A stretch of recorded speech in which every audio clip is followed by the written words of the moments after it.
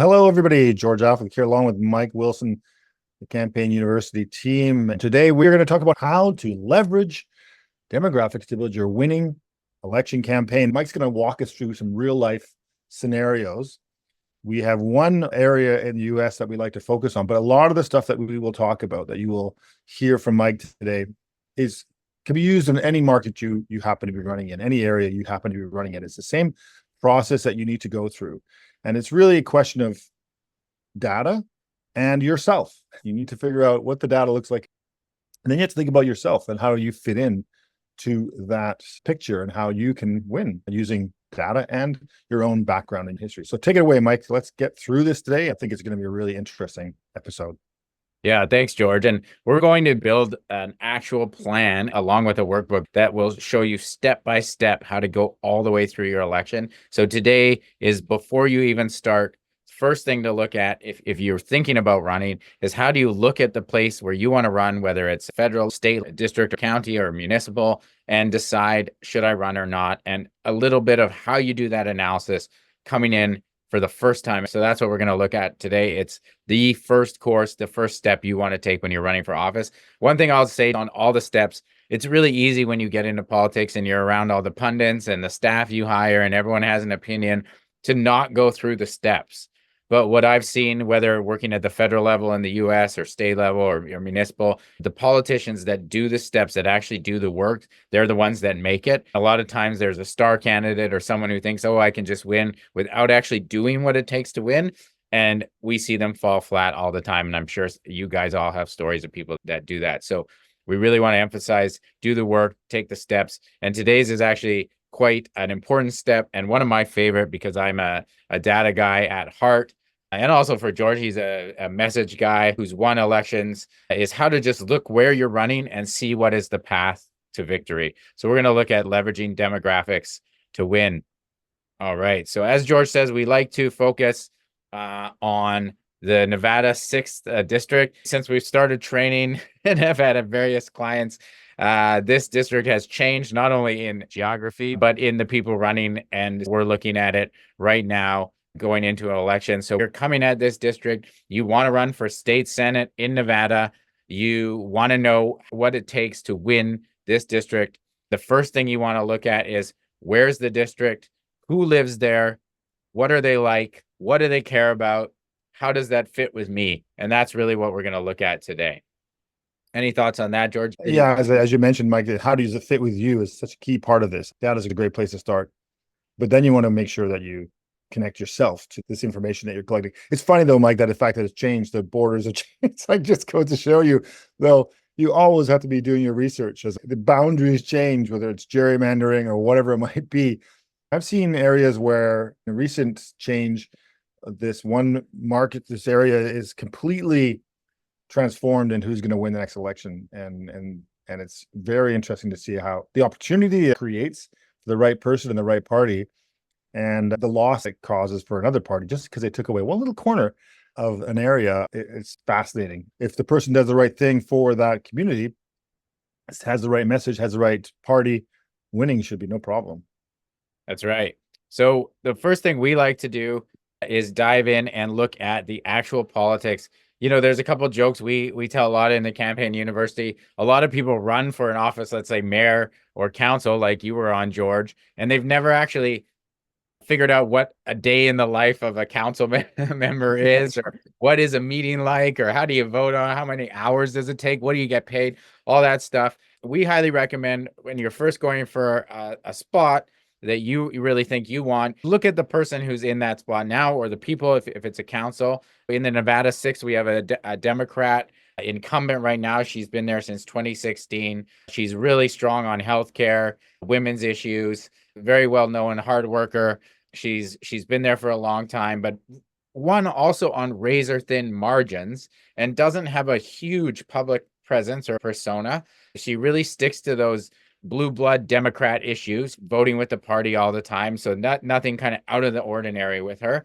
And yeah, she's also a mom. She's, I think, pregnant right now, even though the election is a few months away. So she's going to have an infant during the election, which is crazy. Also has young children, and she's been involved in politics a long time. Her big issues are healthcare, immigration, as you can imagine. And she came in on those issues and has done well. That office is important to remember. When you're looking at a state office, a council office, a federal Senate seat, or a House seat, you're going to want to look at who's in charge, which party's in charge, who's the governor. How's the governor relating to the people? Are the people mad at the governor? Are the people mad at the issues? There's a lot of analysis to take that you wouldn't think of. You really want to read up on the people, read their quotes. Why did they run? How did they win? Who voted for them? What is their life like? All those things are hugely important.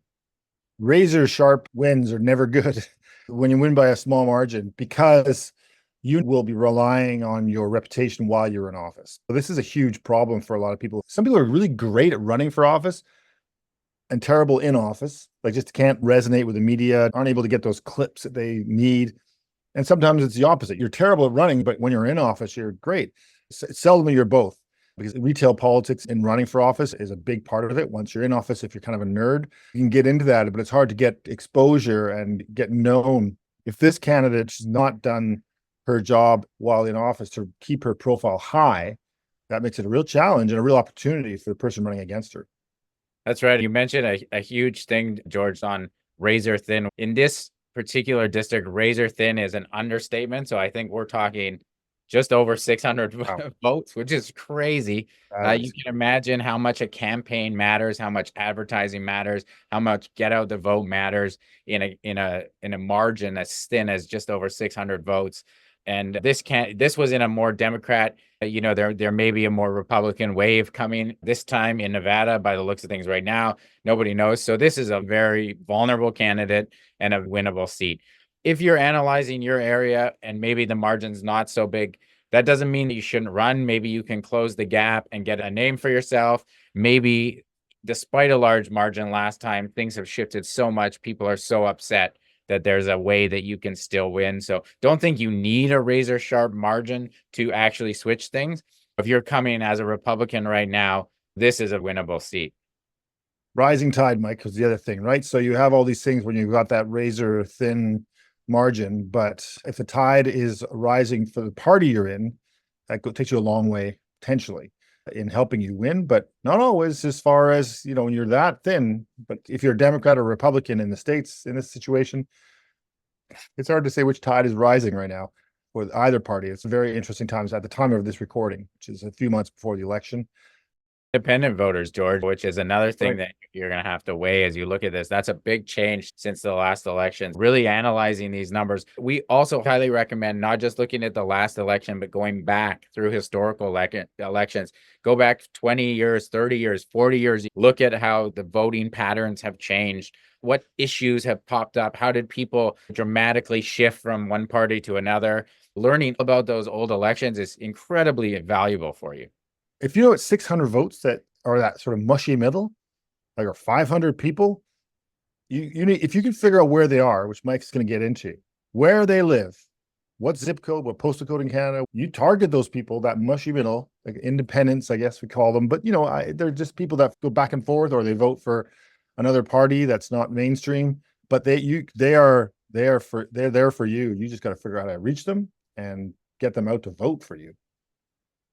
That's for sure. And that's a huge part of a 600 margin victory. How did she do that last time? Healthcare, we're going to look at what the issues are like now in Nevada, because they have changed since 4 years ago. 4 years ago, the economy was a lot stronger. Things were going a lot better in the states in general, but in Nevada. And healthcare was actually a big issue, including COVID-19 and the response. I would also say frontline workers, women's health, all those issues. She totally championed that and grabbed it. She was always out, as you can see in these photos, helping frontline workers, taking photos with them. She made women's health a big part of her platform as well. Also in this district, you interestingly have a lot of Latinos where healthcare mattered for them, getting healthcare. She really promoted that as well. In addition to immigration, where she was very strong on, open borders, getting more people in the state, getting people a path to citizenship, which played well with those Latino voters who might have been offside with her. So, she really did a coalition of women, healthcare, and Latino voters and working class people, or trying to appeal to working class people, and that was her path to victory. And she stayed strong on those issues since she's been in government. Although immigration could be her Achilles heel in this election, I think for a lot of candidates out there, where people are quite angry about the borders and all that stuff, and depending on where you are politically, that could work against you because people had expectations over the last 4 years that weren't fulfilled. That's right. And the next thing that you're going to want to look at, and there is a ton of data on this for Nevada's 6th district, so we won't go into it all. You can look at census, census data will actually break it down by district. You can look at who lives there, how much money they make, what kind of house they have, what language they speak at home, how many kids they have, do they have health care, are they veterans, what language they speak at home. An incredible wealth of data that you can find on every district. And then you can actually look at who would have voted in which areas and map that over the district. So this work of looking at the demographics, we don't have time to go into it all now, but I would largely encourage you to geek out for a while on some census data and get to know every number that's publicly available about the district. Yeah, data is the king, and get out the vote is an easy friend of that. Yeah, so one of the interesting things about this district, if we want to look at one standout piece of data, that is the amount of Hispanic or Latin origin voters. You can see comparing it to all of Nevada, it's more than the United States as a country. So this is a huge area to target. As we mentioned, there's also a lot of working class people, hotel workers. There is an incredible amount of wealthier people too that work in the higher levels of some of the large hotel conglomerate companies like MGM. They're living close to the Strip, which is where this district is. So very interesting district. You got your working class, Latino hotel workers, and you also have wealthier population that's in the district that's in a nice part of the city. It's a very interesting and dynamic district with a lot of changes. One thing I noticed looking at the demographics with the vote change is the economy has totally now become a bigger issue than healthcare. And that's a big change. And immigration is, as you said, less of an issue, or especially pathways to immigration is not a good issue anymore. We have seen rampant crime take over. So some of those demographics have changed, where the wealthier population, which probably was a little bit more dormant and not energized to come out and vote in the last election that Nicole won, now with the economy shaking and you seeing these other issues like crime. So that's the reason you want to get down and see, hey, there's these different groups of people living here, and what was motivating last time, and how can I motivate them this time? That's interesting because the healthcare issue has changed quite a lot in the last 4 years. Now it's really focused on the women's right to choose, which nobody saw coming 4 years ago, that would be the issue in this election, which is kind of a healthcare issue, but it's also very, very political and very divisive. So where the candidates land on that issue, and where the community and the diverse demographics that you talk about, Mike, because that makes a big difference from affluence to ethnicity.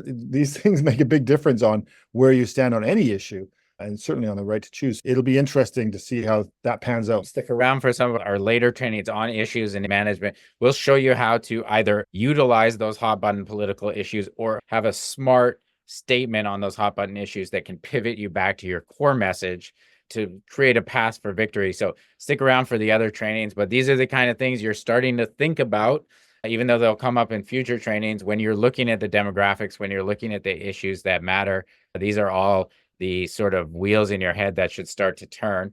If we look at the type of people, this is a nice breakdown by job. There's so much demographic information. You got a lot of people in the management and sales of the hotels, but then also the more blue collar services in the hotels. Pretty much everyone is involved in this tourist economy, living in this district so close to the Strip. But there's different types of people in that economy, right? There's the executive level, and then, of course, the large amount of workers in the hotel. So it's a really fascinating district. Here we're comparing the district to the state to the nation. Always good to be doing that. Is there something unique to the district you're running that's different? Is there a unique group of people in there that maybe are ignored in the statewide polls or the countrywide polls, but that's unique to your district. I know where George and I live, there's pockets of different ethnic groups or language speaking groups or religious groups take up whole sections of cities. And you almost have to advertise in a different language, depending what district you're working on, where we are. And that's a case in this district with the Hispanic and Latino voters. That's going to need to be a strategy that you have. It's interesting that slide you just showed because a lot of the issues parallel the national issues. They were very close in the numbers as far as priority, which is unusual. Sometimes you see one issue really outdo another one comparatively to a national issue. Mike, do you think that makes it easier or more difficult for the candidate to figure out what to focus on? Or is it good because they can follow the campaigns that are running nationally and benefit from the knowledge and the materials and speaking points that your national organization or party might be doing? If there's a wave, you want to catch it, right? All the polls right now in Nevada are very Republican leaning compared to past elections where it was a little bit tighter. A lot of that has to do with immigration and other issues. So then you want to talk about what's working. But also, if there's some anger around an issue that's national that you want to capture, then you want to talk about that. The economy would be a big one in this case, especially in a state that relies so much on tourism and a strong economy. So you got to be really careful when you choose which national or statewide train you're going to hitch yourself to, because then you're at the whim of whatever that wave goes nationally. So you're going to want a few things that are yours. We're going to talk about it, George. You've alluded to it already in this training. I come from this background. I'm a business person. I know how to create jobs, rather than saying I'm part of the party that's going to do all this for you. You're going to want a little personal road or a personal story that you can stand on that's going to be strong as well, rather than just I'm a part of this party. I think Nicole is a prime example, though, if we were to go a bit deeper, of maybe someone that's run more as a Democrat and less as an individual with a background. So I think you could come in as an opponent with more of a personal story, and that would be another advantage you could get in this race. But I would be very careful choosing to ride another wave unless you're really sure that this is going to work for you. Again, going back to that razor thin margin, you really got to stand out locally in order to win this riding in this market within the boundaries of this area, because 600 votes last time. Really got to focus on what it is that's going to make you stand out from her. She's got the whole mom thing, working mom, family. That's really strong. Obviously, that's a big issue in this campaign. It's certainly being used as a kind of a weapon right now. So it'll be interesting to see how she presents that as a candidate, because I think she could probably, from a Democrat point of view, benefit from being a working mom who's working hard for the people of Nevada. Yeah, that's for sure. And the last thing we're going to look at is the overall issue is the economy, with 26% of voters caring about that, followed by immigration, not in a let people in sense, but we need stricter rules at 14%.